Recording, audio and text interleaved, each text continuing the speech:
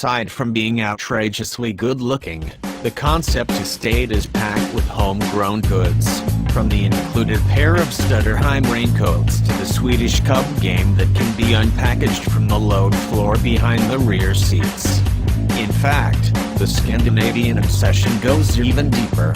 The orange wool carpeting is from Swedish designer Kasthall, the crystal shift lever is made by Orfors Kostaboda, and the orange seatbelts and funky black and white checkered fabric adorning the headliner and seatbacks are nods to Sweden's budding creative sector. Just about the only non-Swedish thing inside is the white bridge of leather-wrapped seats. And probably the gigantic infotainment touchscreen. The Concept Estate's other Swedish nods are pure Volvo, however. The car's styling is loosely inspired by the P1800 ES shooting brake from the early 1970s, but only in general concept.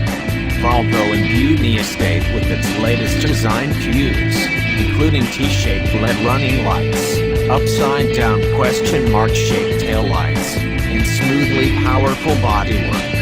The only direct styling elements taken from the P1800 are the all-glass rear hatch and the powerful haunches, and we're okay with that. We're also smitten with the Concept's 21-inch wheels and dark brown paint.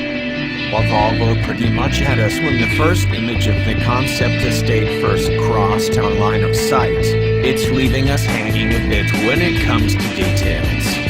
Specifically, the automaker doesn't specify what the hot wagon's powered by, if it's powered by anything at all.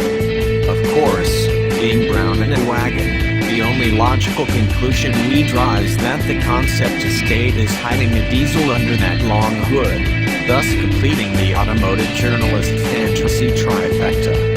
Even if the wagon had Volvo's powerful and efficient new super turbocharged drive V4 cylinder, or the S60/V60 Polestar's 350 HP turbocharged inline 6, we'd swoon.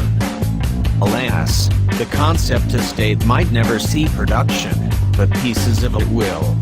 Volvo's adamant that key styling cues will carry over to upcoming models, such as the next generation XC90 crossover due out later this year.